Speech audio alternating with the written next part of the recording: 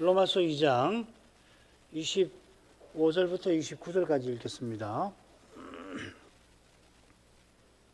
네가 율법을 행한즉 할례가 유익하나 만일 율법을 범한즉 네 할례가 무할례가 되었느니라. 그런즉 무할례자가 율법의 제도를 지키면 그 무할례를 할례와 같이 여길 것이 아니냐. 또한 본래 무할례자가 율법을 온전히 지키면 의문과 할례를 가지고 율법을 범하는 너를 판단치 아니하겠느냐. 대저 표면적 유대인이 유대인이 아니요 표면적 육신의 할례가 아니라 오직 이면적 유대인이 유대인이며 할례는 마음에 할지니 신령에 있고 의문에 있지 아니한 것이라. 그 칭찬이 사람에게서가 아니요 다만 하나님에게서니라.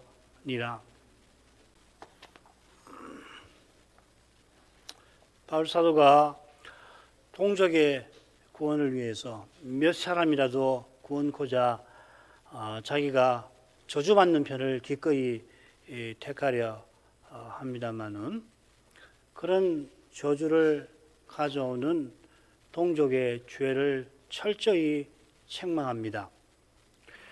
물론 이 사도의 두 행위가 모순처럼 보일 것입니다마는 둘은 거룩한 사랑에서 나옵니다. 이 거룩한 사랑은 한낱 사람에게서 나오지 않고 실은 하나님에게서 나옵니다. 하나님께서 자기 독생자를 아끼지 않고 십자가에 내어주신 거기서 환하게 나옵니다. 하나님이 자기 아들에게 저주를 내리셔서 그 저주에서 우리를 건져 주십니다. 우리가 다시는 저주받을 죄에 짓지 말라 하십니다. 무서운 위협이 아니라 따뜻한 권고입니다. 그 사랑의 영광이 사도들어 하나님을 그리스도를 닮게 한 것입니다. 주의 영광이 사도들어 그리스도를 드러내게 한 것입니다. 그리스도의 심정으로 사도가 지금 유대인의 죄를 책망합니다. 서신받는 이 로마 교회가 심판받을 유대인처럼 우리가 그와 같이 되지 않기를 간절히 바라는 것입니다. 지난 시간 유대인의 죄를 책망하는 문장의 절반을 17절부터 20절까지를 간단히 살폈습니다. 유대인이 선민임을 내세우면서 율법과 성전을 자랑합니다. 유대인이라 칭함을 받고 율법을 의지하고 하나님 안에서 뽐낸다, 어긴다 하였습니다. 다른 사람, 곧 이방인의 선생이라 자처하지만은 메시아처럼 자기 목숨을 아끼지 않으면서 섬기는 그런 태도를 취한 것이 아니라 이방 임금처럼 되려 합니다. 이것을 가리켜서 주님께서는 바리새인과 사두개인의 누룩이라 부르셨습니다. 누룩이 온 떡덩이에 번져 온 떡덩이를 부풀리듯이 그들의 교훈이 옛 언약의 나라를 망하게 만들었다 하신 것입니다. 그처럼 그들을 소경을 인도하는 소경이라고도 하셨습니다. 진리로 소경을 인도한다 하겠노라 하지만은 자기가 누구보다 인도받아야 할 어두움에 처하여 있는 것입니다. 그런 어둠 가운데서 그들이 어떤 일을 행하는 것인지 사도가 이렇게 폭로합니다. 21절부터 23절까지 읽습니다. 그러면 다른 사람을 가르치는 네가 네 자신을 가르치지 아니하느냐? 도둑질 말라 반포하는 네가 도둑질하느냐? 간음하지 말라 말하는 네가 간음하느냐? 우상을 가증히 여기는 네가 신사 물건을 도둑질하느냐? 율법을 자랑하는 내가 율법을 범함으로 하나님을 욕되게 하느냐? 먼저 남을 가르치려 하지만 정작 자기는 배우지 않는 모순을 지적합니다. 이어서 세 가지 위선적인 사례를 들고서 그 다음에 결론적으로 이 사례들의 위선적인 성격을 끝에 23절에 말합니다. 그래서 21절 상반절, 21절 하반절부터 22절 그리고 23절 이렇게 셋으로 구분할 수 있습니다. 요즘은 외식이라는 말을 하면은 다들 전혀 다른 것을 떠올릴 만큼 이 외식이라는 말을 쓰지 않아서 새로운 한글 성경이 등장하면은 사라질 것도 같습니다. 제가 보진 않았는데 개정개혁 같은데 이 외식이라는 말이 남아 있는지 모르겠습니다. 사라질 때 사라지더라도 이 외식이라는 말은 우리에게 익숙한 위선과 달리 유대인의 죄가 가진 그 심각성을 상기시키는 장점이 있지 않나 그런 생각도 듭니다. 주님께서는 공생애 내내 바리새인들을 이 외식하는 자라 부르셨는데 이것은 그들을 독사의 자식이라 부르신 것과 맞먹는 칭호입니다. 자, 그러면은 간단하게 세 부분을 차례로 살펴보죠. 다른 사람을 가르치나 자기는 가르치지 아니하는 태도에도 이런 심각한 내용이 엿보입니다. 이는 바리새인이 말만 하고 행치 아니한다. 자기 모든 행동을 다른 사람들에게 내보이기를 좋아한다 하신 주님의 책망과 정확하게 일치합니다. 마태복음 23장에 나오죠. 4절부터 7절까지 나올 겁니다. 주님께서 사도들을 교회의 선생으로 세우셨는데 이 바리새인들과 달리 라피라 칭함을 받지 말라. 너희는 라피라 칭함을 좋아하지 말아라. 너희는 다 형제다. 교회 선생은 나 그리스도라 하십니다. 이는 그리스도처럼 섬기는 자가 되라 하신 것입니다. 섬기는 자가 되지 아니하면은 다른 사람을 가르치면서 지배하게 되는 겁니다. 그런 탓에 바리새인이 주님을 시기하고 죽인 거고 지금도 사도들을 미워합니다. 이어 세 가지 사례가 나오는데 도둑질, 간음, 신사물건, 도둑질 이렇게 셋이죠. 이렇게 보면 도둑질이 앞뒤로 나오고 가운데 간음이 나옵니다. 처음 도둑질은 일반적인 남의 물건을 훔치는 것입니다. 신사물건은 물건을 도둑질한다 했는데 이건 유대인이 우상 모신 신전에서 훔쳐서 뒤로 파는 그런 물건을 사다가 그것을 사용한 것을 가리키는 것 같습니다. 직접 가서 신사에 가서 물건을 훔쳤다기보다는 유대인이 우상을 가정이 여기는 거 이건 우상을 자기 집에 들이면 우상과 함께 망하는 저주와 붙어 있죠. 실제로 이 사도시대에 유대인들은 처음 예루살렘이 멸망했던 주전 586년 그때처럼 가정한 우상을 섬기지는 않았습니다. 그런데 자기 조상들처럼 배도한 자기 조상들처럼 선자를 죽이는 배도에 떨어져 있습니다. 겉으로는 우상을 가정하다 하지만은 뒤로는 우상 정각에서 나온 것을 알고도 사용한 것 같습니다. 이런 것이 주님과 사도들의 그 형용한 눈앞에 심각한 외식의 사례였던 겁니다. 그들이 이방인처럼 행하지만 이방인을 멸시하면서 이방인처럼 행하기 때문에 즉 이방인을 비난하지만은 비난하는 그것을 자기도 버젓이 행하기 때문에 그 죄가 심각한 겁니다. 아울러 이 세 가지는 레위기의 정결법전과 성결법전에서 다루는 바로 그 세 가지 사례와 일치합니다. 음식에 관한 거, 혼인에 관한 거, 하나님의 거룩하심에 관한 각각의 경우를 다뤘죠. 남의 물건, 피조물에 대한 태도, 간음, 동료 사람에 대한 태도, 신산 물건 훔치는 거, 하나님의 거룩하심을 대하는 태도. 그냥 사도가 든 세 가지는 두드러진 세 가지를 든 것이라기보다 물론 그렇겠지요. 모든 사례를 요약한 것이다 할 수 있습니다.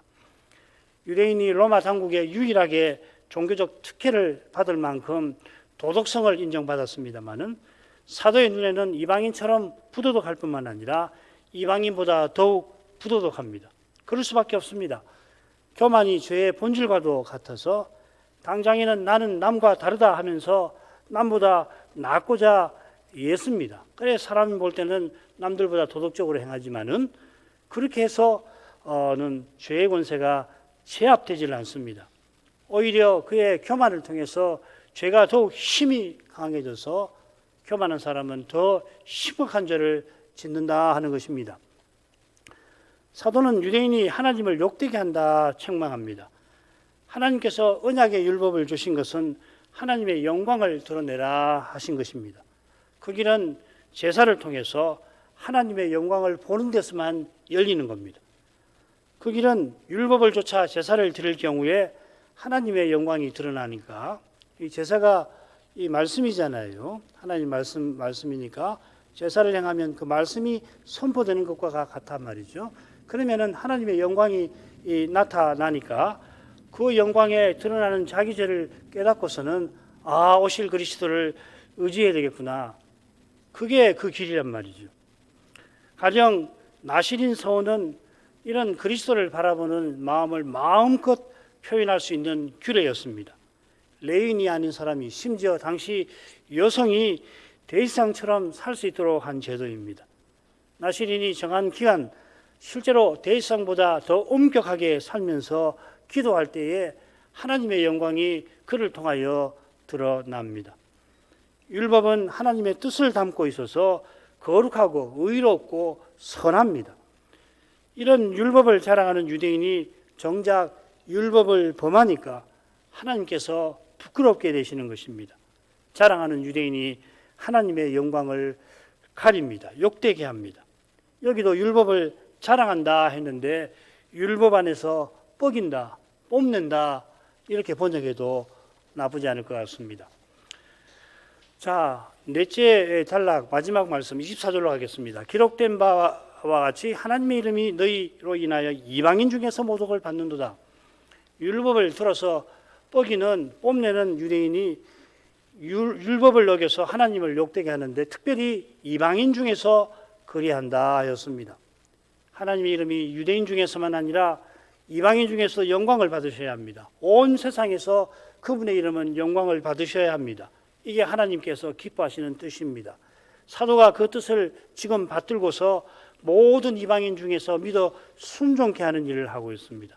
하나님은 홀로 유대인의 하나님뿐이시뇨 또 이방인의 하나님은 아니시뇨 진실로 이방인의 하나님도 되시느니라. 3장 끝에 가면 그렇게 교훈합니다. 그러려고 아브라함을 부르셨습니다. 그래 로마서 4장으로 가면 아브라함의 후손인 유대인은 마땅히 조상 아브라함의 믿음을 따라야 한다. 아브라함은 이방인인 우리 신자의 조상이기도 하다. 우리 무할례자의 조상이다 하는 것이 4장에 나오죠. 그러나 정작 그들은 정반대로 행하고 있습니다.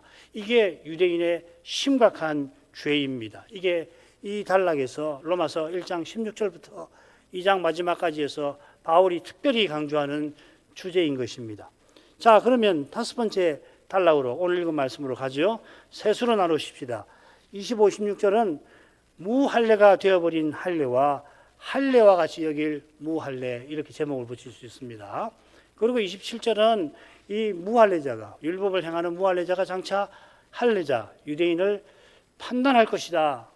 그리고 마지막 28, 29절은 표면적 유대인과 이면적 유대인, 표면적 할례와 이면적 할례를 대조하고 있습니다. 그러니까 첫째 부분과 셋째 부분에서 똑같이 이방인 신자와 유대인 불신자를 대조합니다.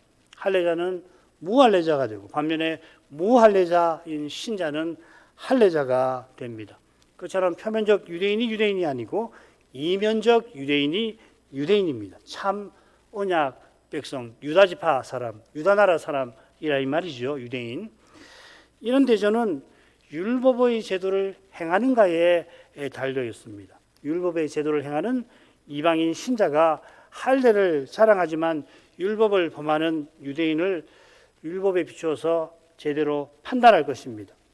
유대인처럼 비난하는 게 아니라 장차 그리스도와 함께 유대인을 의롭게 판단할 것입니다. 이 역시도 판단하는 유대인의 심각한 죄를 꼬집고 있는 거겠죠. 그러면 25, 26절로 가십시다. 네가 율법을 행한 즉 할례가 유익하나 만일 율법을 범한 즉 네 할례가 무할례가 되었느니라. 그런즉 무할례자가 율법의 제도를 지키면 그 무할례를 할례와 같이 여길 것이 아니냐. 25절은 왜냐하면 하고서 바로 앞에 하나님의 이름이 이방인 중에 모독을 받는 이유를 제시하고 있습니다. 그 이유는 유대인이 율법을 범해서 무할례자가 된 그것입니다. 유대인이 할례를 들어서 자기를 자랑해서 문제지 할례 자체는 유익한 것이죠. 유익하다는 말이 무슨 말인가? 그걸 참고 뜻을 알기 위해서 주님의 말씀 살리는 것은 영이니 육은 무익하니라 하는 말씀에서 헤아려 볼 만해요. 이 유익이라고 하는 것은 영원한 생명에 유익한 거, 이바지하는 거라 하는 말입니다. 유대인이 영생을 얻고자 구약 말씀을 상고한다는 그 주님의 말씀처럼 할례가 하나님이 내신 제도라 내신 뜻을 깨닫게 되면은 영생 얻는데 유익합니다. 이 할례라고 하는 것은 육을 베는 것입니다. 살이죠, 그죠? 육, 바사르라는 말입니다. 난지 8일 만에 남자아이의 육을, 살을 베게 하셨는데 그 뜻이 뭔가 하면은 사람이 타락해서 육이 되어버린 거기서 건져주겠다. 사람이 이 범죄에서 육이 되어서 성신께서 더 이상 실험하지 아니하시는 그런 상태에서 건져내는 뜻이 있는 거죠. 그 육을 잘라버리는 겁니다. 상징적으로. 정결법전에 나오는 서너 가지 부정의 사례들 모두 이 육과 붙어 있습니다. 가령 문둥병에 걸리면은 피부에 가죽이 벗겨져서 그 가죽 밑에 있는 살이 드러나 부정한 상태가 되죠. 그래서 피부병에 걸렸는데 그 피부병이 전신에 퍼져가지고서 육이 드러나지 않으면은 더 부정한 것이 아니라 정하지요. 레기 13장 13절입니다. 그 신기한 말씀이 있어요. 읽어보면은 현대인의 그 의학 상식에 비춰보면 이해가 안 되는 말씀이잖아요. 피부병이 온몸에 퍼졌는데 정해요. 왜 정하냐? 그 허연 것이 온몸을 덮으니까 살이 드러나지 않아서 그런 거거든요. 피부 밑에 있는 살, 육이 드러나서 부정하다고 하시는 거거든요. 레기 13장에서 아니 11장부터 그 부분을 또 공부할 겁니다. 속죄자가 그걸 거부하게 되는 거죠. 그처럼 할례를 통해서 육, 살을 자른 그것 자체가 언약 안에 들어가게 하고 하나님을 가까이 하게 만들어주는 건 아닙니다. 하나님께서 아무것도 아닌 이스라엘을 자기 백성 삼아주신 뜻을 이 할례에다가 담아주신 거죠. 하나님께서 타락하여 육체가 되어버린 인생을 그리스도 안에서 하나님을 가까이 하며 섬기게 만들어 주셔야 하신 겁니다. 그래서 모세와 손자는 할례 받은 이스라엘에게 마음의 할례를 받으라고 촉구하였던 겁니다.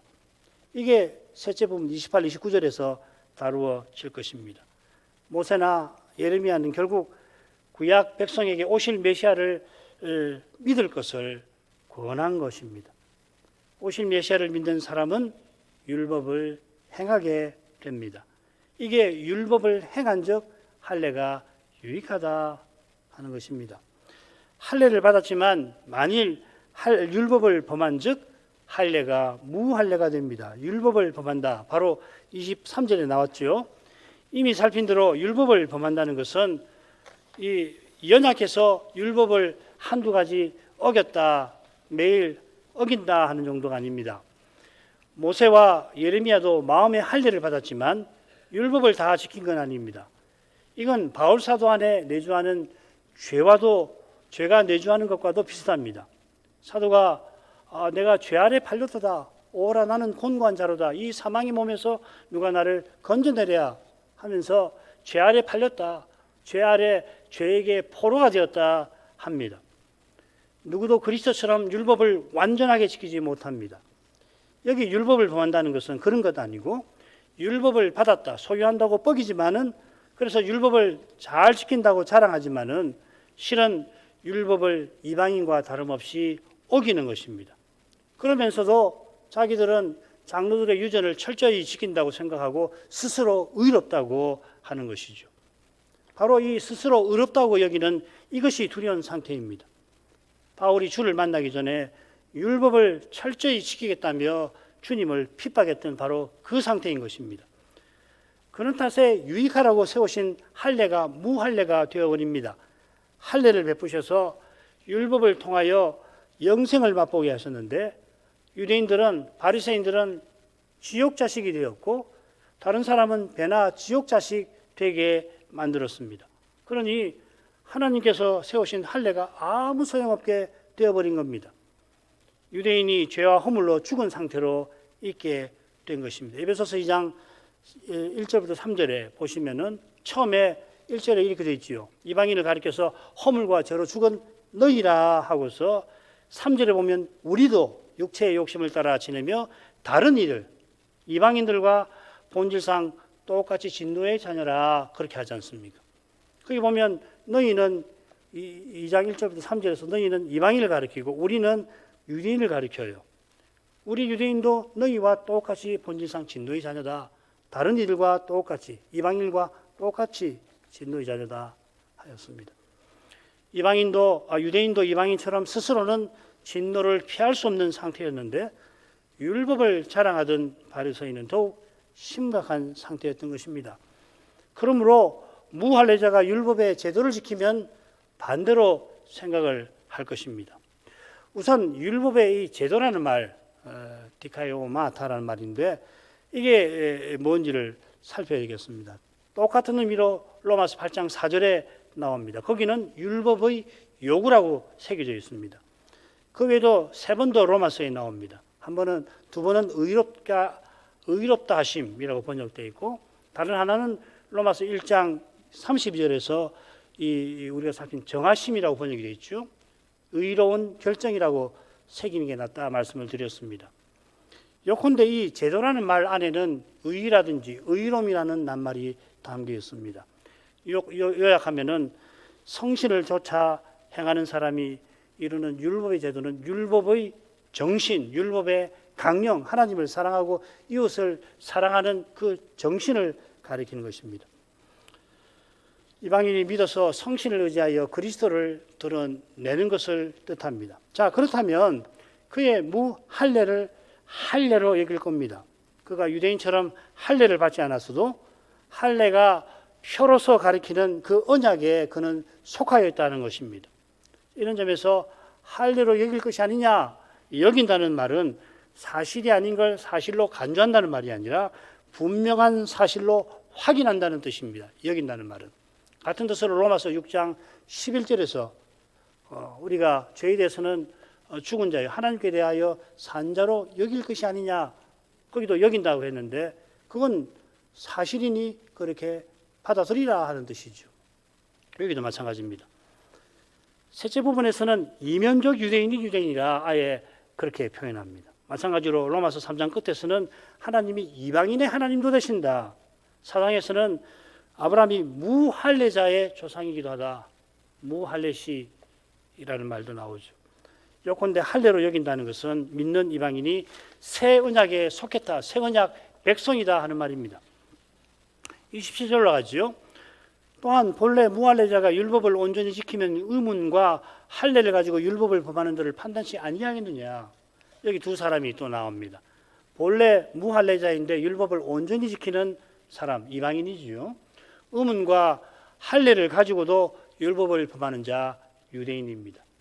앞서는 율법의 제도를 지키는 무할례자라 했는데 여기서 그 내용을 조금 풀었습니다. 본래 무할례자인데 율법을 온전히 지키는 자라. 율법의 제도를 지킨다고 했는데 제도 대신에 온전이라 이렇게 풀었습니다. 본래라는 말은 나면서부터라는 말이고 할례 받지 아니한 이방인이라 하는 말입니다. 율법 밖에 있는 이방인이죠. 에베소서 2장 12절 13절 거기 나오지 않습니까? 율법 언약 밖에 있는 언약의 나라에 대해서 외인이라, 외인이던 이방인이 이제 율법을 온전히 지킵니다. 율법의 정신을 지키는 것이 율법을 온전히 이루는 것입니다.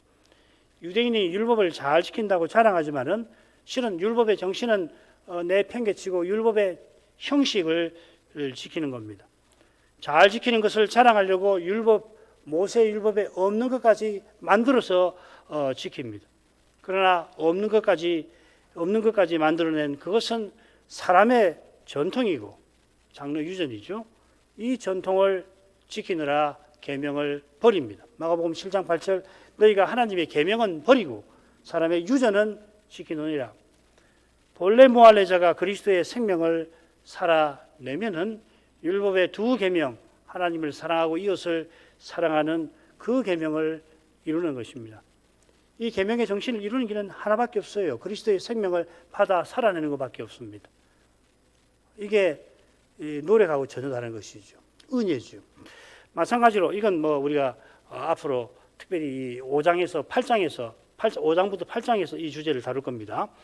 마찬가지로 앞서 할례자를 율법을 범하는 자라고 했는데 여기서는 하나가 더 붙여 좀 더 풀었습니다. 의문과 할례를 가지고 율법을 범하는 자라 보충을 합니다.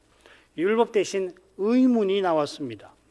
우리말로 의문은 의식 절차에 대하여 쓴 글이라 이렇게 풀이가 되어 있습니다. 그런데 이 의문이라는 말은 본래 글자라는 말이고요. 이 문법이라는 말도 여기서 나왔습니다. 계시를 기록한 책을 거룩한 글이라 불렀습니다. 이 의문이 29절에 나옵니다. 율법 조문에 따른 할례, 율법의 조문을 따라서 행한 할례라는 말입니다. 이 할례는 성신을 따라 행한 할례와 대조가 되죠.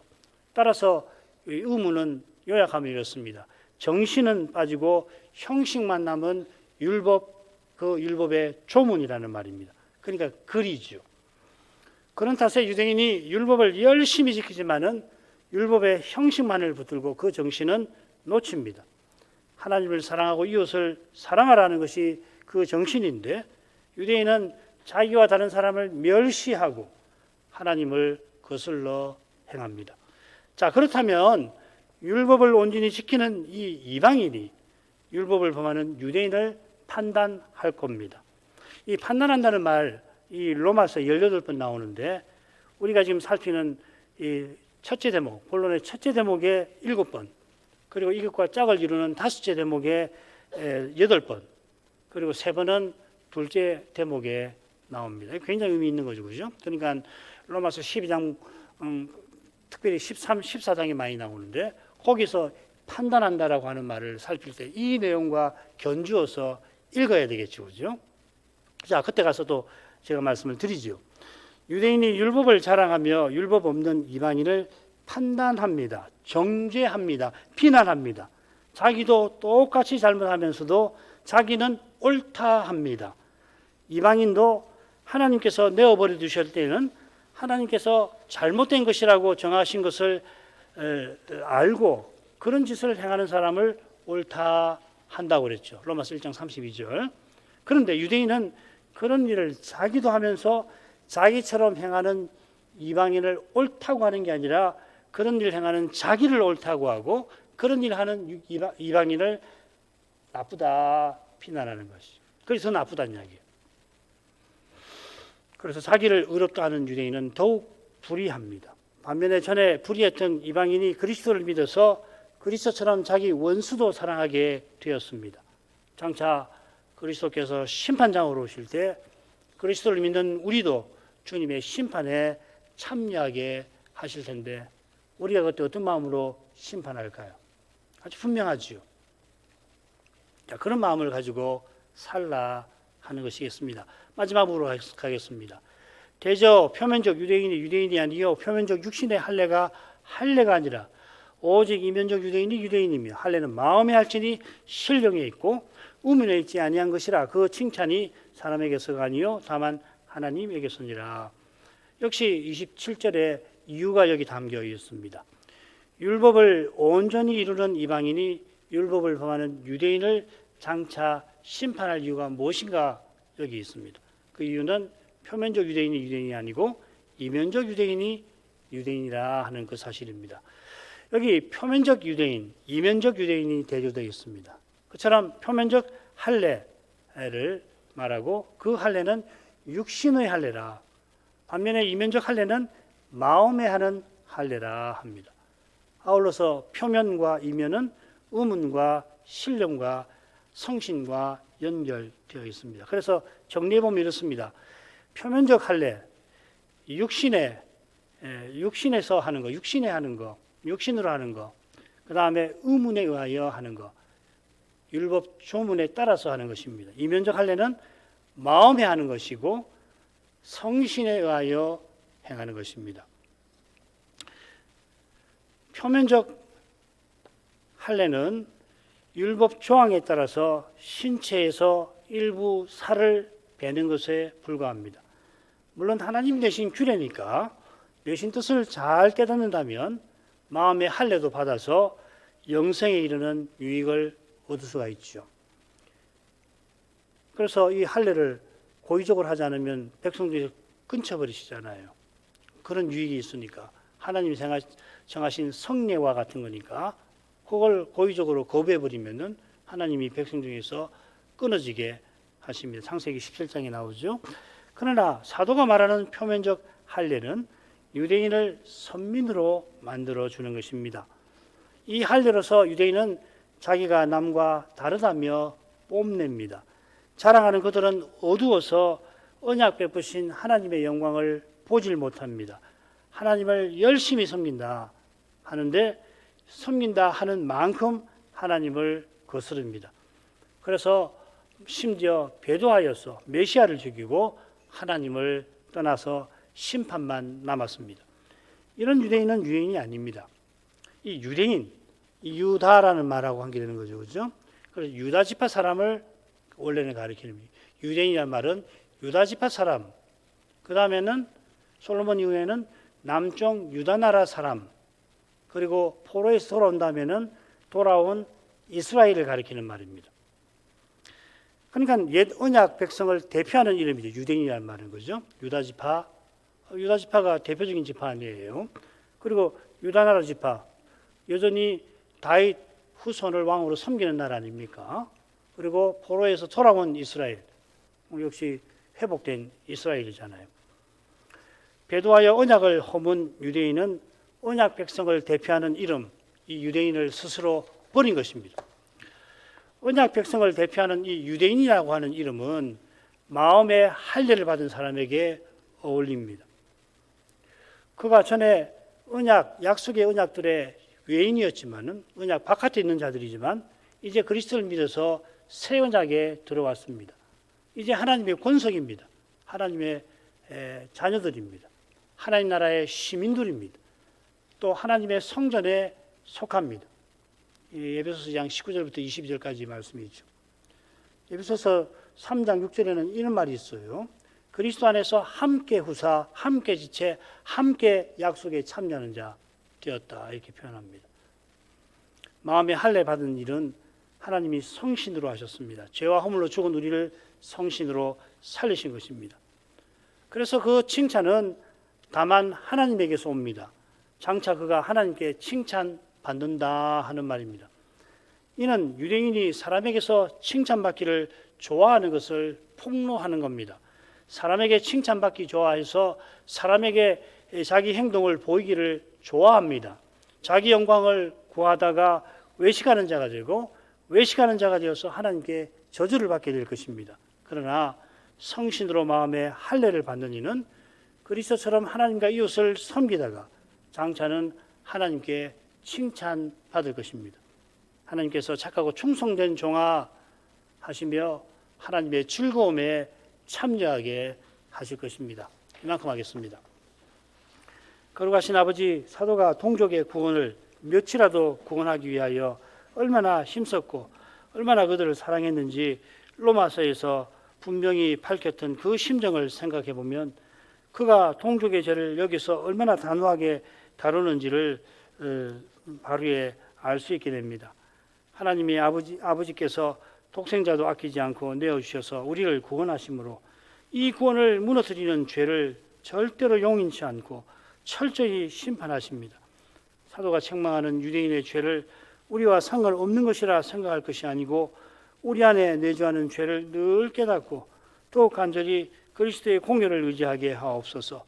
오직 은혜로 구원 얻는 이 복된 교훈이 참으로 우리에게 유익한 이 교훈을 쫓아 영생에 이르는 길은 유대인처럼 할례나 율법이나 성전을 들어 자기를 자랑하는 이 무서운 교만을 늘 멀리하는 데서 그 길은 열릴 것입니다. 이날에도 우리를 섬기시는 그리스도를 바라봅니다. 그리스도처럼 자기를 낮추는 이는 장차 지극히 높아질 것입니다. 지금도 주님 나라에서는 그가 그리스도 안에서 높임을 받을 수 있게 하십니다. 무엇보다 주님처럼 살게 하시는 거기서 나를 얼마나 높여주시는지를 발견하고서 지극히 높으신 하나님을 찬송하게 하십니다. 이날도 하나님을 찬송하게 하시고 그 하나님께 칭찬받을 날을 바라보게 하옵소서. 예수님의 이름으로 기도합니다. 아멘.